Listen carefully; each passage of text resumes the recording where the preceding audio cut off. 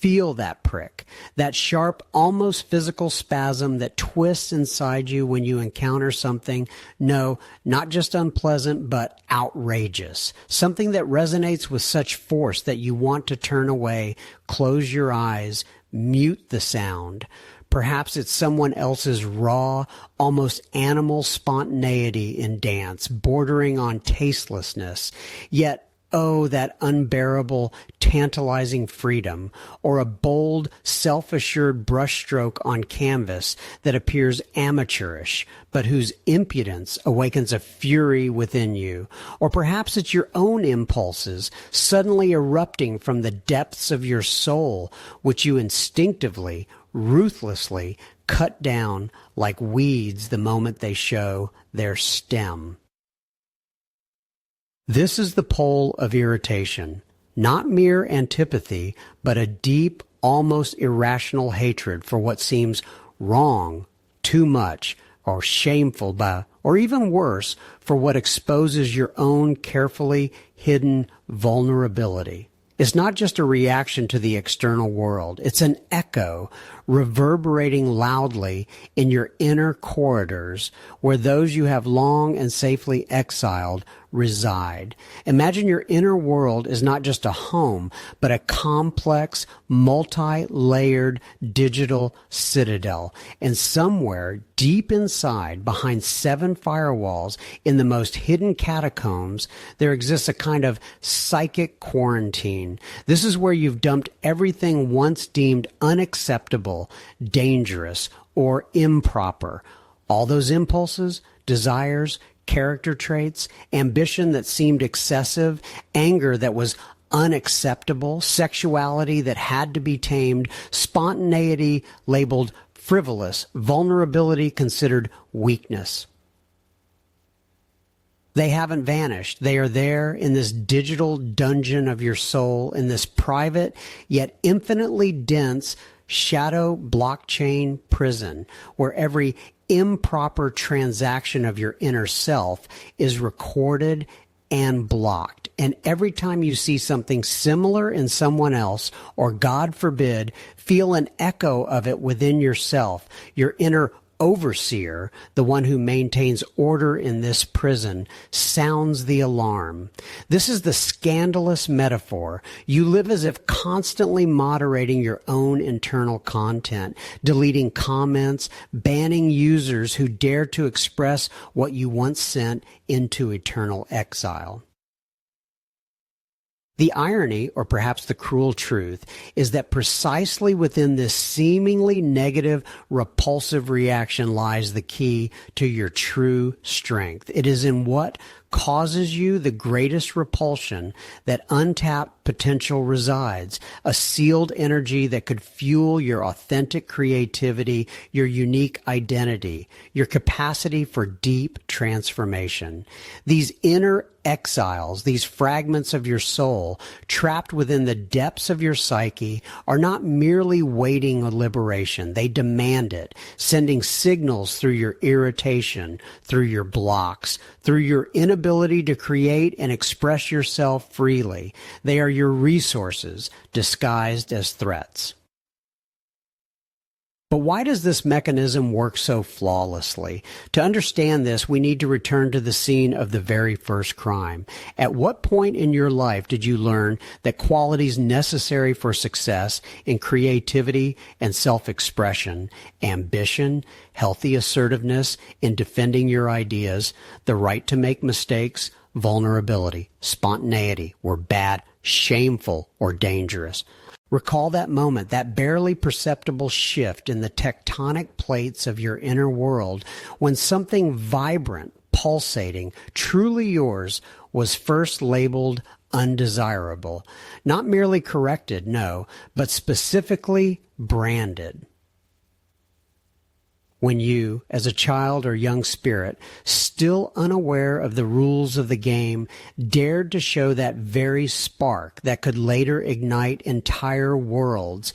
Your ambition, your restless drive to create, your audacious certainty in your own rightness, your unbridled dance of thought, your fragile openness to the world, and in return receive not support, not guiding words, but the icy touch of condemnation, a whisper, a glance, disapproving silence, or perhaps a direct, sharp rebuke that made you shrink, hiding that part of yourself deep, deep down in the most secret corner of your soul.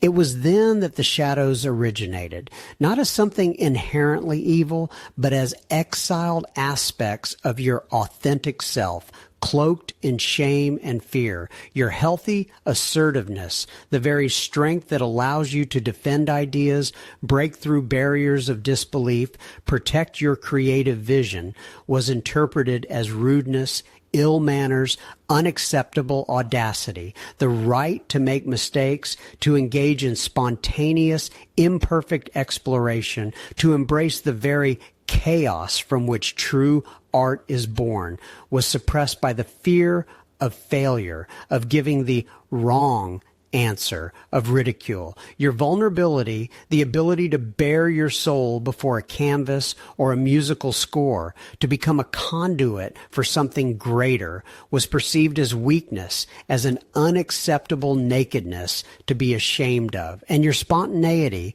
that divine impulse that allows creation beyond frameworks and expectations, was labeled as unseriousness, childishness, a dangerous deviation from the norm. This question carries not only a personal history, but also the echo of collective prescriptions absorbed from the world around you. Perhaps it was a teacher's gaze that called your impulse thoughtless, or a parent's words demanding you be like everyone else, don't stand out, or the mockery of peers when you dared to be genuine, to be yourself, to be imperfect. These seemingly fleeting moments settle deep within your psyche, creating invisible walls around the very resources now essential for authentic, free creation. Each such label, each suppressed movement of the soul became a brick in the construction of that inner prison we discussed, a place where not only undesirable impulses are stored, but also colossal energy trapped alongside them. Energy waiting for its liberation to fuel your unique, unparalleled, audacious creativity. Understanding this moment of origin is not an accusation of the past, but a key to unlocking the present. It is an invitation to an archaeological exploration of your own soul, where each layer uncovers new artifacts of forgotten power. For only by realizing how and why these parts were exiled can we begin the process of their return. And this process has its universal laws and deep roots, extending far beyond personal experience. In the depths of each of us lies an invisible continent whose lands were once disowned, its rivers dammed, and its forests consigned to oblivion. This is not merely a metaphor, but a universal principle of the human psyche. What we reject within ourselves does not disappear without a trace. It merely recedes into the shadow, becoming an invisible yet powerful force that shapes our reactions, our fears, our most irrational impulses. Imagine an ancient tribe where each member has their role, their voice, their unique song. But when a part of the soul is born whose song seems too loud, too wild, too inconvenient for the common harmony, it is exiled. Not physically, no. This exile occurs internally in the subtle dimensions of consciousness. This inner part, be it a burst of spontaneity, the flame of ambition, a deep, fierce passion, or even tenderness perceived as weakness, was once branded as unacceptable, dangerous, shameful. Perhaps it happened in childhood when genuine anger was met with condemnation or a creative impulse with mockery. And then out of fear of being rejected by the external world, we ourselves become the executioners of our inner exiles. We wall them up in the crypts of the soul, hoping they will be silenced forever, leaving us safe within a phantom, normal existence that conforms to societal expectations. But energy does not vanish. It doesn't dissolve into the vacuum of oblivion. It merely changes form, like water trapped behind a dam, seeking any crack to burst through.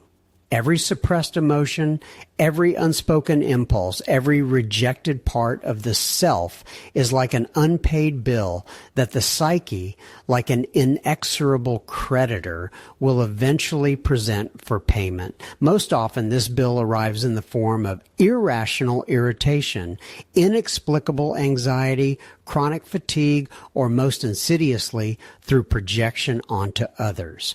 We see in others what we so carefully hide within ourselves, and we hate it with tripled intensity because that mirror too brightly reflects our own unaccepted truth. This shadowy manifestation, distorted and painful, becomes a constant background noise, poisoning our lives. Recall the ancient Greek god Dionysus, the embodiment of unbridled life force, ecstasy, wild nature, vitality, and primal passion. Society, striving for order, reason, and control, often tried to banish or suppress his cult, his unrestrained, chaotic energy. But what happened? Where Dionysus was exiled, his energy didn't disappear. It burst forth in uncontrolled outbursts, in the madness of Maenads, tearing apart those who dared to deny his existence, or in secret, destructive orgies.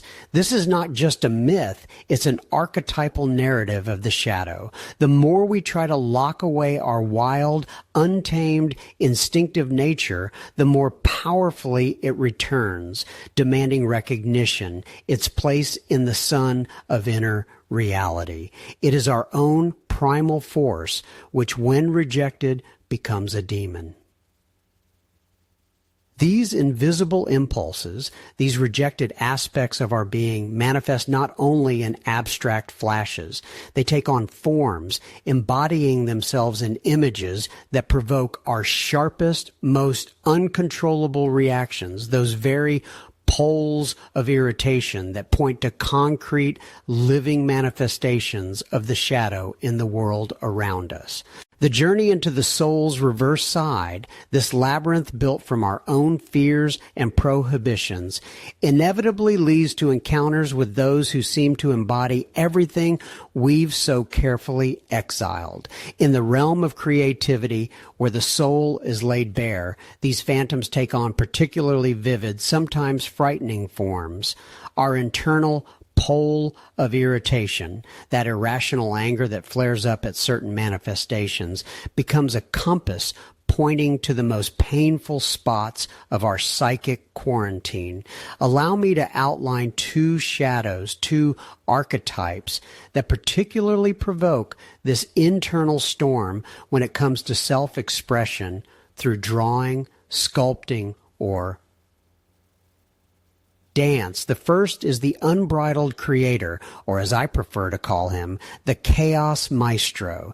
This is a being whose brush knows no canvas bounds, whose hands plunge into clay as if into primeval mire, whose body in dance doesn't follow rhythm but creates it, wild, and unpredictable. He doesn't think about form, technique, or beauty in the conventional sense. His art is pure impulse, raw, unrefined, sometimes even repulsive in its primal candor. He allows energy, akin to Dionysian, to flow freely without taming it, without neatening it, without confining it within the bounds of propriety or academia.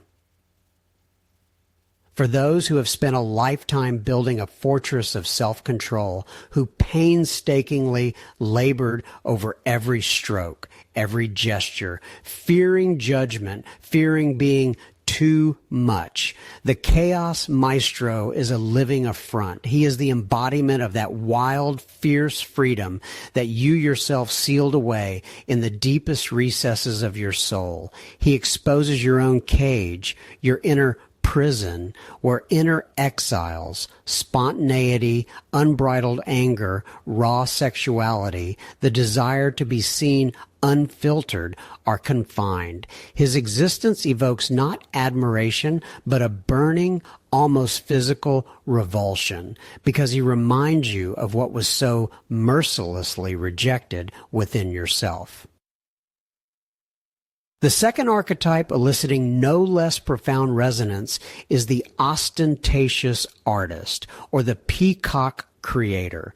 His art exists not only for the process, but for the gaze. He craves recognition, applause. He displays his creations, and at times himself, with almost defiant self-assurance. His dance is a performance, his drawing a declaration, his sculpture a pedestal. He is not shy about desiring fame, being the center of attention, receiving feedback. For those raised in a paradigm of modesty, who believe true art should be humble and the artist invisible, the Peacock Creator is the embodiment of vanity, superficiality, even betrayal. He symbolizes that part of us that wants to be seen, to be valued, to be significant, but which was branded as improper, narcissistic, empty. His existence provokes disdain. He's only doing it for the likes. His art is insincere. It's just a mask.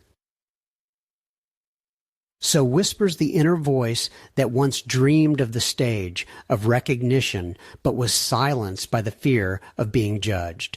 Allow me for a moment to delve into one such encounter, a moment when the shadow of the chaos maestro manifested with startling clarity. Imagine a workshop bathed in soft light, where the air is imbued with the scent of oil paints and the silence of concentration.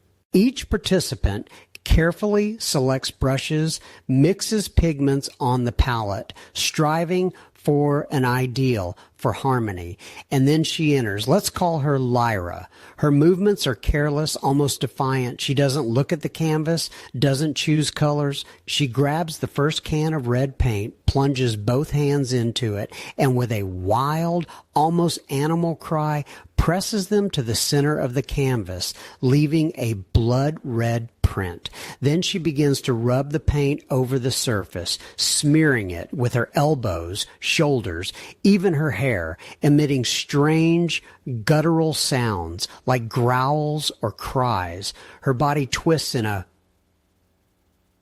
bizarre, awkward dance. Splashes fly everywhere, staining the floor, walls, even neighboring works. For many, it was a shock, a violation of the unspoken code of the creative space. But for me, for that inner censor who had built barriers for years, it was something more. It was a flash of irrational, searing hatred. How dare she? This isn't art. It's vandalism. She's just drawing attention with her vulgarity. It's hideous, disgusting, cried the inner voice. And in that cry was not only disgust, but an unbearable envy for her shameless, primal freedom. She was the living embodiment of what I had so carefully hidden, of the Dionysus imprisoned in my soul, walled up under the weight of proper forms and decent expressions. Her demonic manifestation wasn't about malice, but about the ability to be absolutely herself, unretouched, fearless, uncensored, thereby exposing my own carefully concealed wound.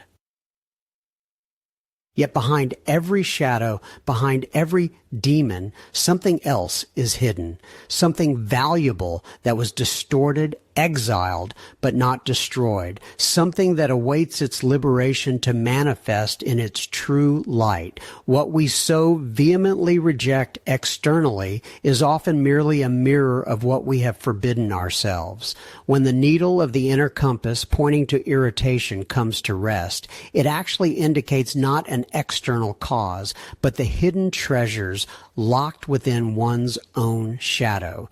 Every exiled demon, every undesirable quality we've labeled a vice or flaw is merely a distorted reflection of a powerful, life-giving force once rejected but still yearning for embodiment. Let's recall those we've locked away in psychic quarantine, depriving ourselves of access to their primal energy. Anger, that fierce guardian of boundaries, in its true essence is the right to protect oneself and one's values. Energy for decisive action, a passion capable of moving mountains and paving the way for the new. You forbade yourself not anger, but the strength to assert your vision, the energy for creative breakthrough when old forms need to be broken, to boldly declare yourself and your unique style. Ambition, which seemed like arrogance or a thirst for power, is in reality the drive for mastery and growth, the will to create, the desire to fully realize one's potential, to reach the peak of one's creative expression. You exiled not pride, but the right to great achievements, the ability to dream big and embody those dreams in tangible works of art.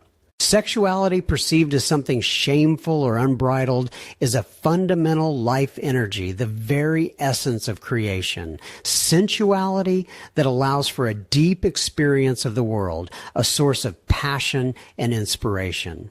You turned away not from sin, but from a pure, primal force that nourishes all creativity, from the right to the fullness of being and sensory perception that makes art vibrant and multidimensional. Spontaneity, which seemed like chaos or irresponsibility, is the freedom of self-expression, intuitive flow, the ability to live and create in the moment without rigid boundaries, trusting an inner impulse. You cornered not unpredictability, but the right to playful lightness, the capacity for unexpected discoveries, for that very flow state where masterpieces unbound by dogma are born. Vulnerability, which we hide behind walls, is sincerity, openness, the capacity for empathy and depth of connection. It is the key to authenticity, to making your art resonate with the souls of others. You forbade yourself not weakness, but the right to be real, the capacity for deep empathy that makes your creation vibrant, poignant, and truly human. And the archetypes that manifested in the creative act also hold hidden gifts. The chaos Maestro, whose unbridled impulse evoked repulsion, is in fact the embodiment of primal creative force, the courage to experiment without restraint, the right to break conventions and follow a pure, unfiltered impulse. You exiled from yourself not uncontrollability, but the right to radical freedom of self-expression, the ability to draw inspiration from the depths of the unconscious without fear of spoiling or going beyond the bounds. This was your Dionysian energy, your right to the ecstasy of creation, where form is born from the Formless, the Peacock Creator, whose craving for recognition seemed vain and unworthy, conceals a deep self-worth, the right to be seen and heard, the ability to declare one's creation to the world, to claim one's place in the sun. You suppress not the desire for praise, but the right to self-worth, the ability to take pride in your work, the need for a healthy resonance with an audience that nourishes the artist and gives them impetus for further growth. This is your right to shine and for your light to be seen. Thus, every demon we fought was merely a distorted messenger of lost power. What valuable capacity, right, or resource for creativity and self-expression did you forbid yourself by exiling this vice or flaw into the shadow?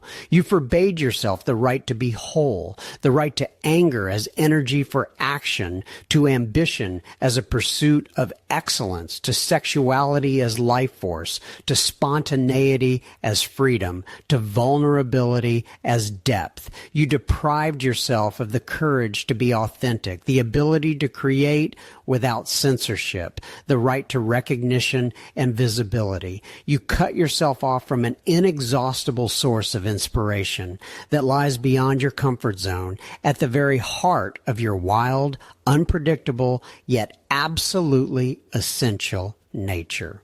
It is this self-imposed prohibition, this unspoken vow not to be like these exiled aspects, that often becomes an invisible barrier to true creative flow, unconsciously making us choose paths that lead not to the flourishing, but to the withering of our own unique voice. Allow me to delve deeper into that abyss where not only shadows lurk, but also their insidious consequences. We've spoken of the pole of irritation, of the inner exiles that, like Dionysian demons, burst forth from the depths. But what happens when the fear of these demons, of their primal power, their fierce freedom, constricts not only our lives, but also our creative breath?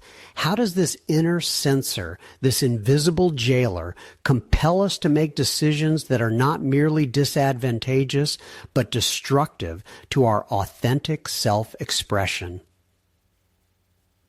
Imagine an artist. Their soul yearns for bold, unbridled strokes, the very kind that could embody the chaos maestro, a pure primal impulse. But an echo of condemnation lives in their memory, a fear of being unskilled, messy, uncontrollable. And so instead of surrendering to the flow, they pick up a ruler and meticulously measure every line, every shade. Their canvases are technically flawless, but devoid of life, of that spark, that wild energy that could imbue them with spirit. They fear resembling that demon of chaos, and in this fear, they deprive themselves of true creative freedom, condemning themselves to stagnation within academic sterility. Their art, like their soul, remains imprisoned by perfection, never experiencing the intoxicating taste of authentic creation. Or take a dancer. Perhaps their body dreams of spontaneity, of movements that break the chains of convention, embodying the fierce sexuality and animal grace that society so often exiles. They see in this the manifestation of the demon Dionysus, unbridled, sensual, alluring. But an inner voice whispers of condemnation, of impropriety, of how good people don't move like that. And so instead of surrendering to the flow, they confine themselves within the rigid framework of learned steps. Their movements become mechanical, soulless. They fear revealing that part of themselves that yearns to be seen, to be desired, to be free. And this fear deprives their dance of the magnetic power that could captivate gazes, turning their performance into a routine exercise rather than a revelation. Now imagine a writer who fears the Peacock Creator, that part of themselves that craves recognition, strives for mastery, and wants to be seen. Their inner critic, fueled by the fear of being perceived as vain or self-absorbed, convinces them that their work isn't good enough, that they don't deserve to be heard.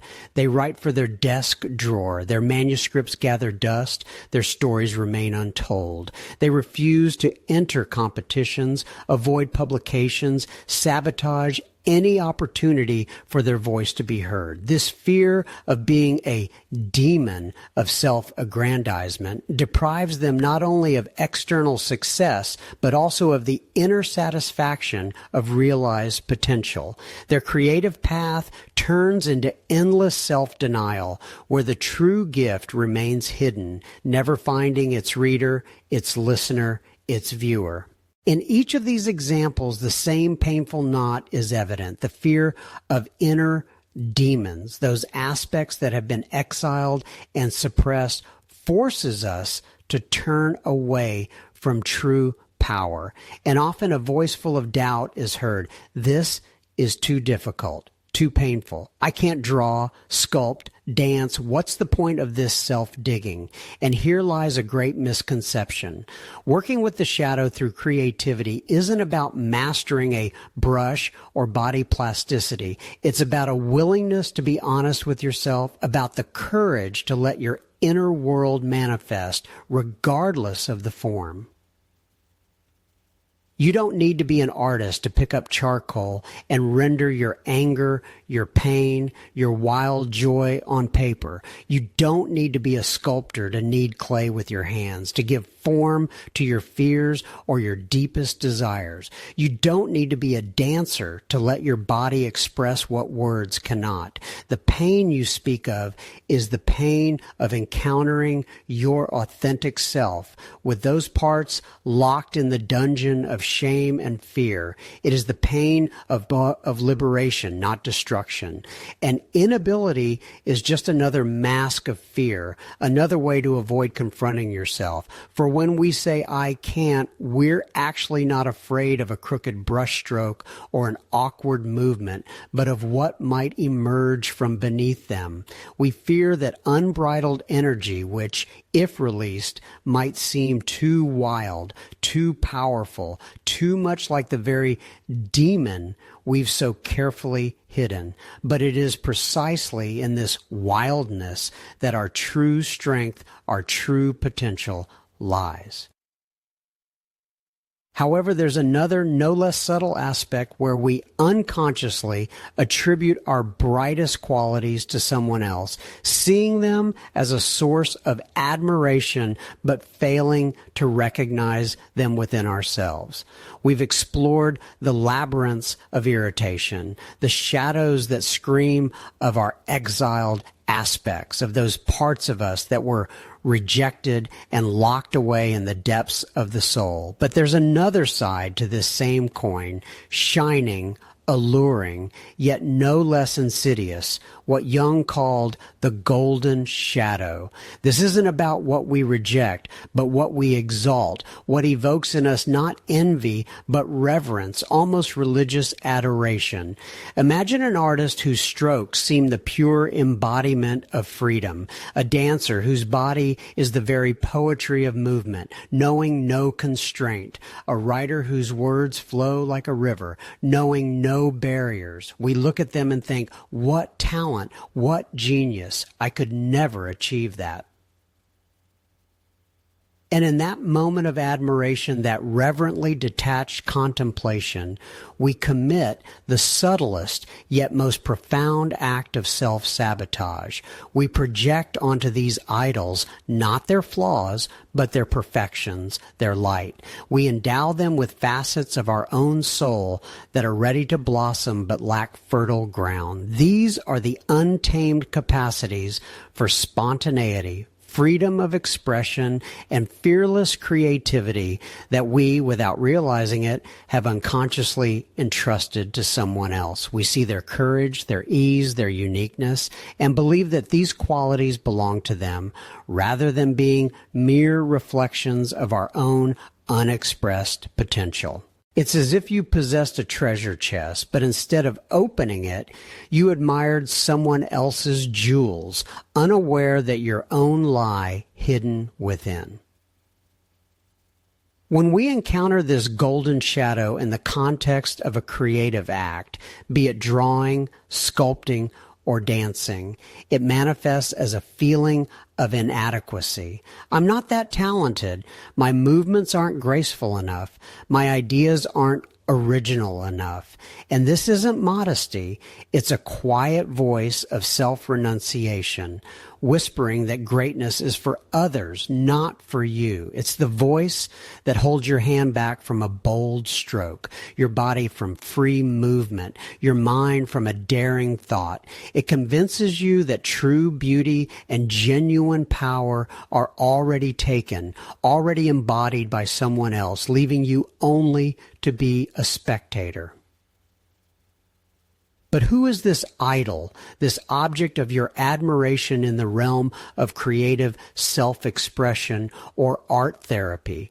Look at them closely, not from the perspective of an admirer, but from that of an investigator. What are your own talents? Unrealized abilities and opportunities for spontaneity and freedom that you have given away to them instead of claiming for yourself. What part of your inner alchemy, capable of transforming the mundane into art, has been outsourced? This is not a call to devalue others' talent, but an invitation to reclaim your own, to annex your own sovereign territory of the spirit. It's the realization that what you value so deeply in others is merely a mere reflection of what lies dormant within you. And awakening this sleeping giant is not just a step towards mastery, but a step towards wholeness. For the path to true freedom lies not only in integrating what we reject, but also in reclaiming what we deify, restoring the full spectrum of our inner strengths. We have spoken of shadows, of those invisible threads that pull us towards irritation, self-sabotage, and an endless circling around suppressed impulses. But what if these threads are not shackles, but keys?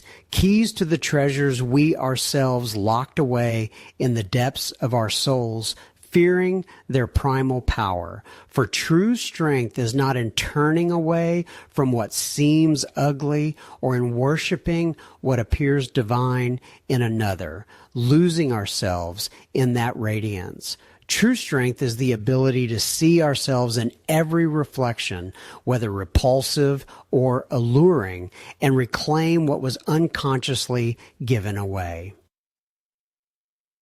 This is a new philosophy of being, calling us not to battle, but to integration, to gather all the scattered fragments of ourself, spread across the poles of hatred and admiration. For the energy that fuels our aversion to the chaos Maestro or contempt for the Peacock Creator is our own locked Dionysian freedom or desire to be seen. And admiration for others' fearlessness or spontaneity is merely an echo of our golden shadow, a reminder of unrevealed gifts awaiting their moment within. And here in this sacred space of self-discovery, we are aided by a language older and deeper than words, the language of creativity. It allows us to safely, metaphorically, even ritually touch these inner exiles, these demons, which, upon closer inspection, turn out to be merely distorted projections of our own boundless power. I invite you to take the first step on this path. Let's call it the mirror of silence. Choose one of your poles of irritation, that which causes you the most acute, irrational aversion in another person, or that part of yourself you have long kept in psychological quarantine. This could be anger, unaccepted sexuality, unrestrained spontaneity, ambitions you fear to express, or even vulnerability you hide. Option 1, drawing the silent exile. Take a sheet of paper, paints, pencils, pastels, anything that allows your hand to move freely. Close your eyes. Recall this pole of irritation or inner exile. Visualize it. What is it like? A color, a shape, a movement? Perhaps it's a cluster of energy or a dark figure or a bright, wild beast. Don't think about how to draw correctly.